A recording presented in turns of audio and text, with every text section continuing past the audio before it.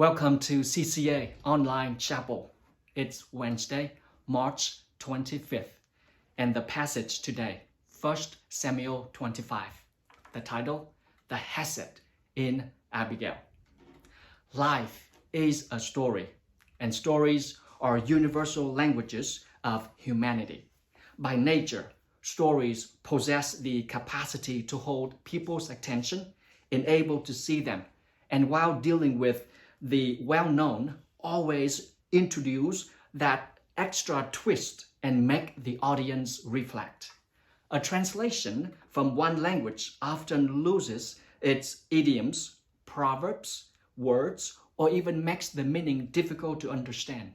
But a story is the same in all times and tongues. It is a living embodiment of truth, whose charm is lasting and meaning undimmed by passing of the years, and age cannot take away of its force. Big idea. Story can impact people's ethical thinkings, attitudes, and behavior. Story can touch the soul of the organization and transform its culture. 1 Samuel 25 is not just a story, it is an epic. Scene 1. The departure of one great prophet. While David was in the southern regions of Judah, his spiritual counselor, an elderly friend, Samuel, died. And all Israel assembled and mourned for Samuel, and they buried him in his house at Ramah. Samuel served 4 different positions in his lifetime. He was a priest, a prophet, a kingmaker. He anointed Saul and later David, and he was also a judge. Samuel had been one of the greatest figures in Israel history, playing important spiritual and political roles in the traditions of Moses.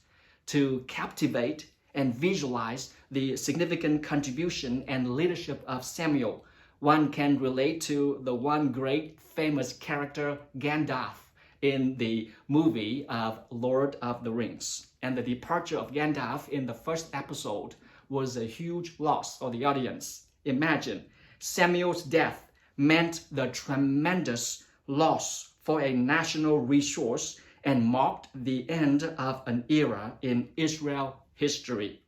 And that's why all Israel, including David and his men, assembled and mourned for the loss of Samuel. Scene 2. Nabal, the man and his folly. An end of a season opens a new beginning for another one. David rose and went down to the wilderness of Paran, where he encounters a very unique couple, Nabal and his wife, Abigail. The man, Nabal, was very rich. He had 3,000 sheep and 1,000 goats. He was shearing his sheep in Carmel. If chapter 25 could be wrapped up and condensed in one verse, it would be verse 3. The name of the man was Nabal, and the name of his wife, Abigail. The woman was discerning and beautiful, but the man was harsh and badly behaved. He was a Calebite. The couple lives in Carmel, and this town lies within the Judean wilderness about 8 miles southeast of Hebron and a mile north of Maon. Carmel town was taken from the Amalekites by Saul, and it is therefore not surprising that the people are inclined to be loyal to Saul. David, in his running from Saul, hiding himself in the most isolated place, found himself in the territory of King Saul again. Underneath the name Nabal and the character of the man, the biblical writer seems to remind and relate the leaders of a character of a Saul-like. Nabal was virtually lord of his district, with this world's goods and plenty, yet Nabal was unloved even by his own servants. Nabal, the man himself, is harsh and he behaves badly. How harsh and how badly he behaves? According to the household of Nabal, this is what his spouse and his own servants have to say of Nabal. Nabal is a worthless fellow. Folly, foolishness is with him. No one can speak to Nabal. He doesn't listen to anyone. Nabal is so ill-natured that he is a bully. He has such a bad character. And how bad does he behave? Let's look at the story. David heard in the wilderness that Nabal was shearing his sheep. So David sent 10 young men, and David said to the young men, "Go up to Carmel and go to Nabal and greet him in my name. And thus you shall greet him, peace be to you, and peace be to your house, and peace be to all that you have. I hear that you have shearers, and now your shepherds have been with us, and we did them no harm. They missed nothing all the time they were in Carmel. Ask your young men, and they will tell you. Therefore, let my young men find favor in your eyes, for we come on a feast day. Please give whatever you have at hand to your servants and to your son David." Verse 9. They waited. Traditionally, herdsmen would typically receive a fee or commission on the sheep and goats that were delivered safely at the shearing. So David's men, they are claiming a portion of that compensation because they had voluntarily protected Nabal's sheep from the attacks of wild animals or of raiders. Therefore, at the festival time, namely the sheep shearing, a reward would be given due to such kindness.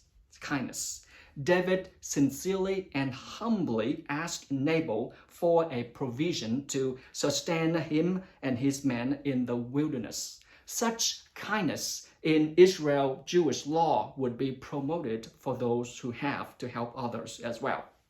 After letting David's men wait, Nabal answered, "Who is David? Who is the son of Jesse? There are many servants these days who are breaking away from their masters. Shall I take my bread and my water and my meat that I have killed for my shearers and give it to the men who come from I do not know where?" Well, folly is what folly says and what folly does. Nabal's delayed reaction to David's message leaves his men in doubt of the hostile nature of their reception. And by making them wait, Nabal probably meant to insult David's men. Well, as a wealthy man as Nabal, a lord of his district, of course he knows perfectly well who David is. The servant of Nabal knows exactly who this son of Jesse is, and even they learned of his destiny as well.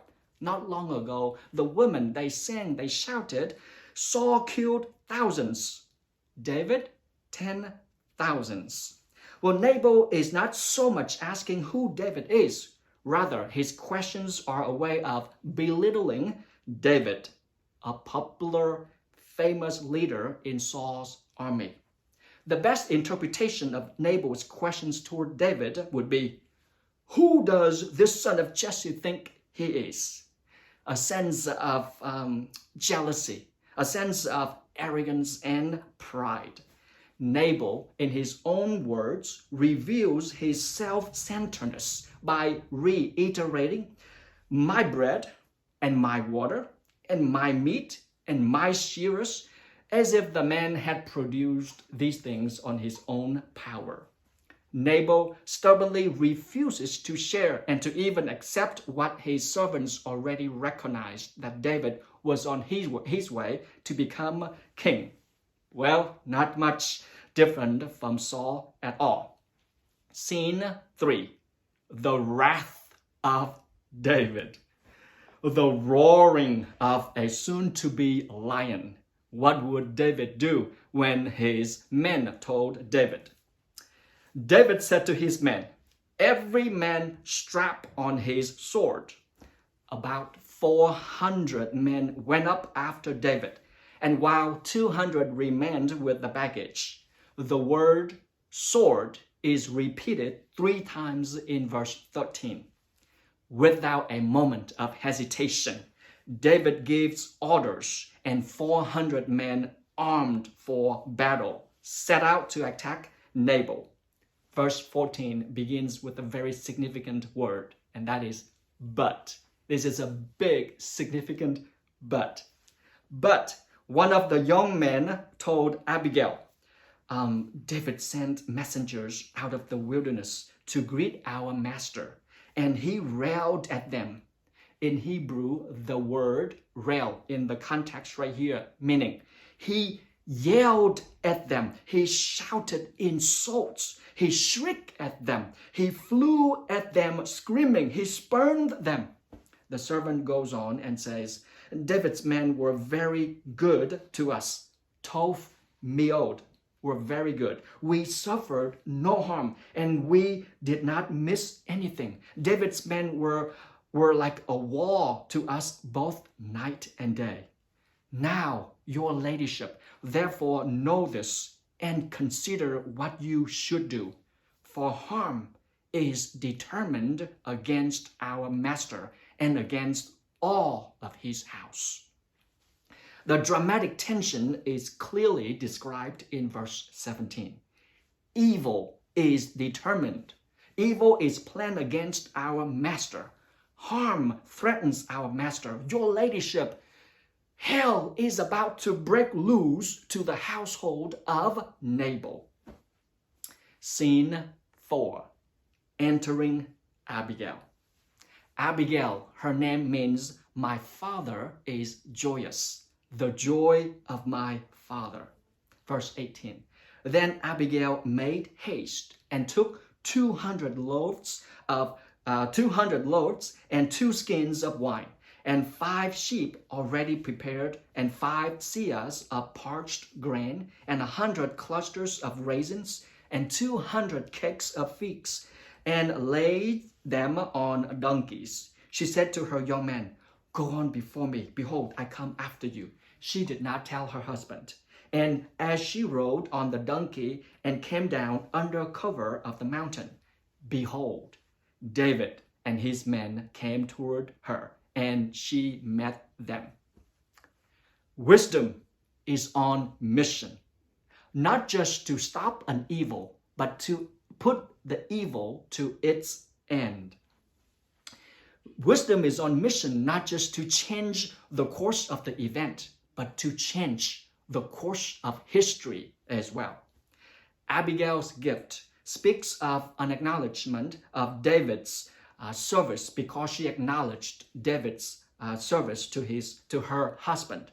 In addition, a sign of hospitality during a festival period, she also brings a bushel, 5 seahs of roasted grain, 1 omer, about 2 quarts of raisins, and 200 pressed fig cakes. These items later were very significant to David's men. Abigail knows that her gift alone would not be enough to stop David's plan, his wrath, to wipe out every male, old and young, in Nabal's household. For now, David and his men were not just hungry for food, they are also thirsty for a vengeance, namely a bloodshed. What can be stronger than a man's wrath? And what can be sharper than the angry swords? The answer, the word of wisdom. Wisdom is better than weapons of war. The word of God, the wisdom of God is powerful. It is sharper than the sharpest 2-edged swords, penetrating between the soul and spirit, between joint and marrow. It judges the thoughts and attitude of the heart. Indeed, the wisdom of God takes every thought captive to the obedience of his very word. Verse 23, David had said, "Surely in vain have I guarded all that this fellow has in the wilderness, so that nothing was missed of all that belonged to him, and he has returned me evil for good." Both words, good and evil, are each occurred 7 times in 1 Samuel chapter 25, 14 in total. Indeed, number matters. Perhaps the biblical writer intentionally reviews the overall theme of chapter 25 as well as the whole books of Samuel, 1st and 2nd, and the theme is good versus evil. David's madness continues in his own yakking out loud in verse 22. God do so to the enemies of David, and more also, if by morning I live so much as one male of all who belong to him. David seems to take an oath to emphasize the degree of which he is committed. Even though David spared Saul and had repaid him good for evil, but in this occasion, David has no second thought about incurring blood guilt. In a common language, this is the blind side, the dark side of a hero like David, that is tragic hero. David is desperately in need of a godly counseling, and the priests are no more. Samuel just passed away, and Jonathan is no longer on his side, if not forever. Therefore, the meeting of David and Abigail is full of dramatic tension. Will at least a woman in the household of Nabal survive the swords? Even a better question, can Abigail unarm the angry swords?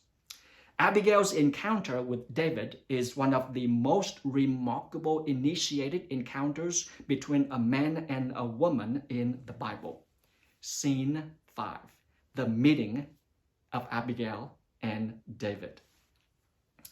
When Abigail saw David, she hurried and got down from the donkey, and she fell down before David on her face and bowed on the ground. And she fell at his feet and said, "On me alone, my Lord, be the guilt. Please, let your servant speak to your ears and hear the words of your servant.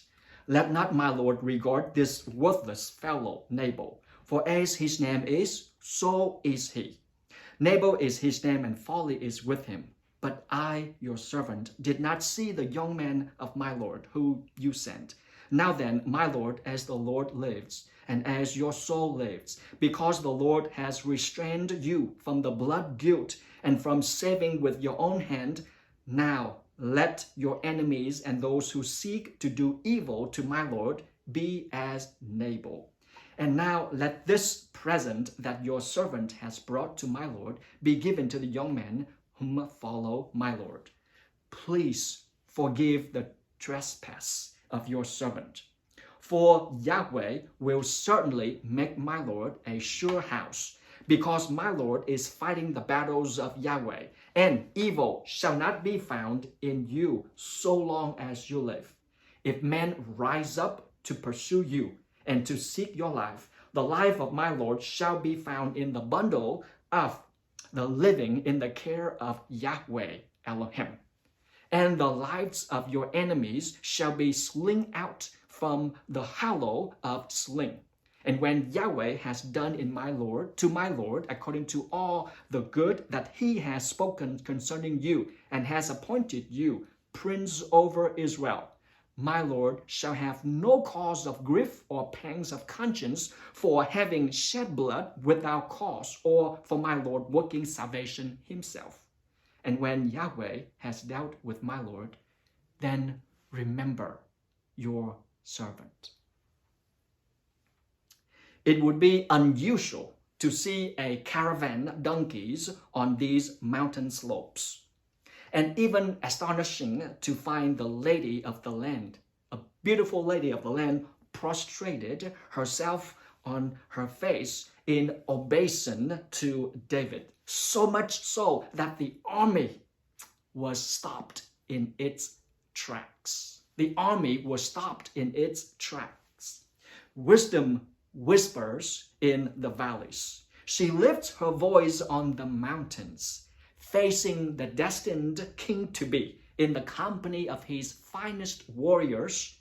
The lady of the land pleads for an intervention. From her lowly place at the feet of David, Abigail addresses him as Adoni and refers herself as Amma, his handmaid. Her very first sentence simply puts David in the impossible position of wreaking his vengeance on a beautiful and discerning woman. Upon me, my Lord, be the guilt. Abigail did not hesitate to dissociate herself from her husband's foolish behavior.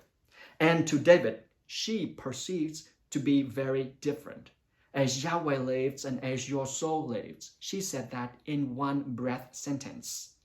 Favorably and cleverly, Abigail calms the storm of in David's heart and the man's heart as well. On a close look at 153 words, the longest speech of a female in the Old Testament who is among the 5 most beautiful women in the ancient Jewish history, it had been viewed as one of the most powerful persuasive oration in the ancient Near East, if not a masterpiece of wisdom.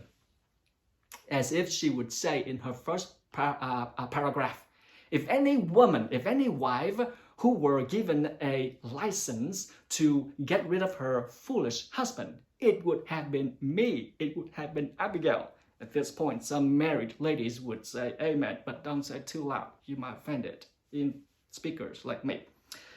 Well, Abigail acknowledges that David has fought the Lord's battles on behalf of Israel, and that David will become prince or king over Israel.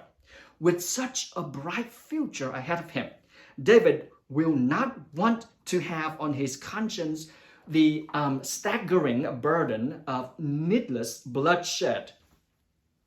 Leadership lesson: only those who can see what is invisible will be able to perform what is impossible.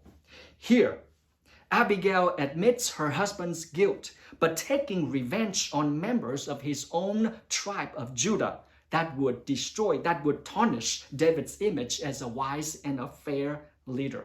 Though she speaks as a handmaid to her lord, David, but Abigail serves as a wise counselor, if not a theologian to David. She is the master of the situation. Indeed, a great counselor, not just a great cook, a great counselor can come from any source. And that's why perhaps people say, don't judge the book by its cover as well as its color. Evil shall not be found in you, Abigail says. Abigail goes on to contrast the murderous intent of Adam, mankind, with the care of the Lord your God. That is totally evil. That is so wrong. Let the fate of David's enemies be determined by the Lord alone. A sling stone flung out of the Lord's presence. But the life of David must be protected from evil. Abigail's intention is that David should avoid taking violent action to avenge an insult, because that would involve him in guilt. Adding the two negative problems, it will produce a bigger negative result. Rather, David should expect the Lord alone to simplify or to multiply a positive, a just outcome, as David had consistently done in the face of Saul's aggression. To encourage David to choose the path of peace and forgiveness in this matter, Abigail brought before David a prophetic vision of his destiny. God has destined a majestic future for him, a glorious future. If David were to squander his resources by such wrongful acts, then evil would be accounted to him as long as he lives. 14 times the use of my Lord. Her 14 uses of the term my Lord are both ironic and prophetic, because in the ancient language of Hebrew, Adonai can also be translated as my husband. Her last words, remember your servant.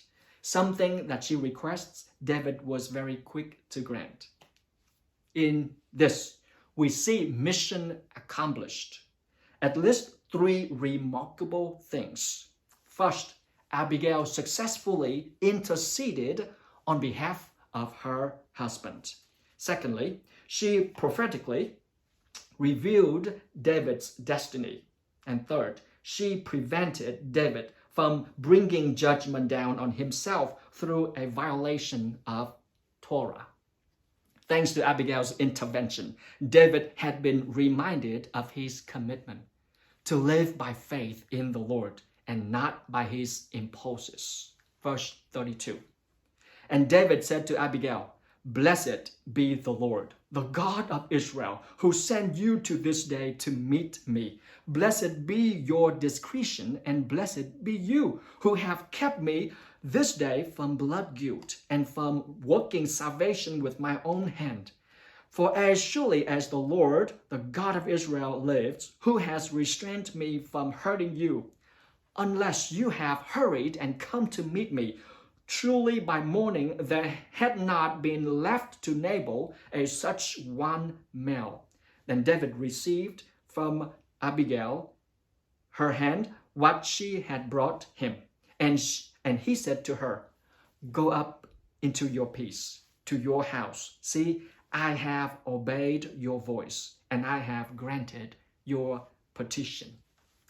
Violence only breeds more violence, whereas restraint makes way for a peaceful solution.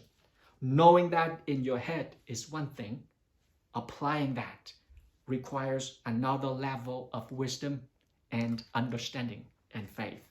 Scene 6, the death of Nabal. Verse 36. Then Abigail came to Nabal, and behold, he was holding a feast in his house, like the feast of a king. Nabal was very drunk, so she told him nothing at all until the morning light. In the morning, when the wine had gone out of Nabal, his wife told him these things, and his heart died within him, and he became as a stone. And about 10 days later, the Lord struck Nabal, and he died. Nabal's death, after all, was a natural cause from human standpoint. However, the biblical writer conveys a general truth, and that is, all life and death are in God's hand. If the departure of the prophet Samuel brought grief to David and his men, the death of Nabal released them from that personal pain of insult. The end of a chapter is always the beginning of a new one.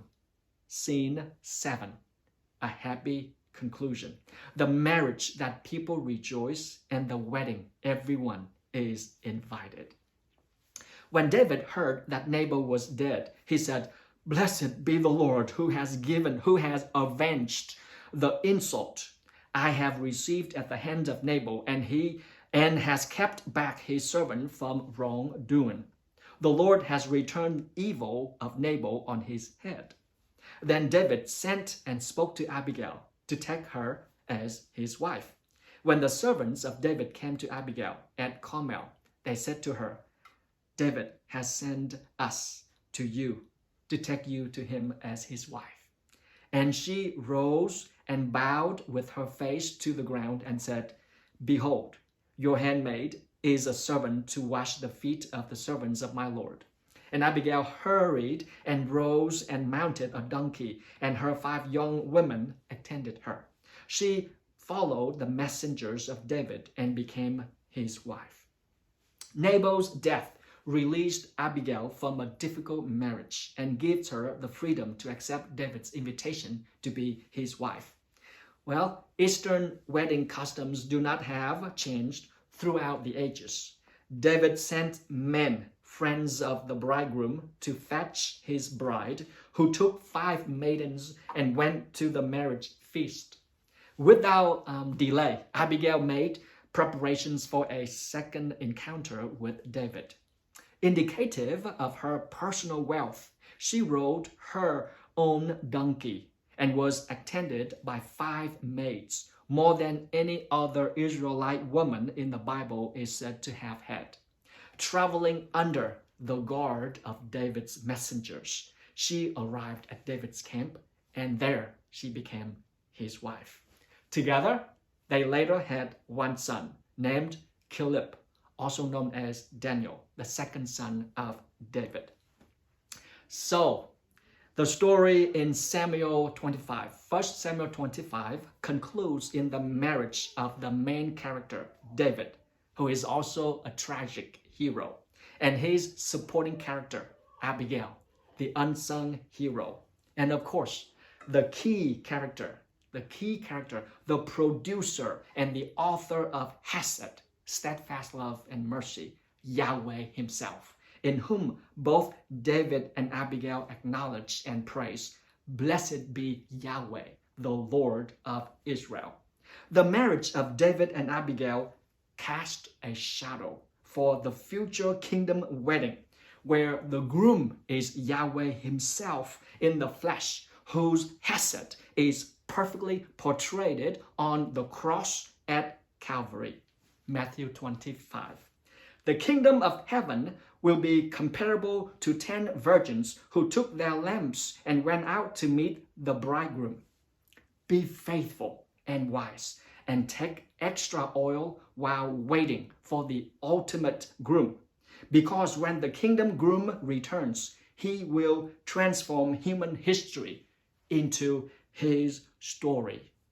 Higid laka Adam matov. He has shown you, O Adam, O man, what is good. And what does the Lord require of you? To act justly, to love mercy, and to walk humbly. Remember, this too shall pass. This disease, this too shall pass. Be strong and courageous, and may the Hesed of Yahweh increase in all of CCA families.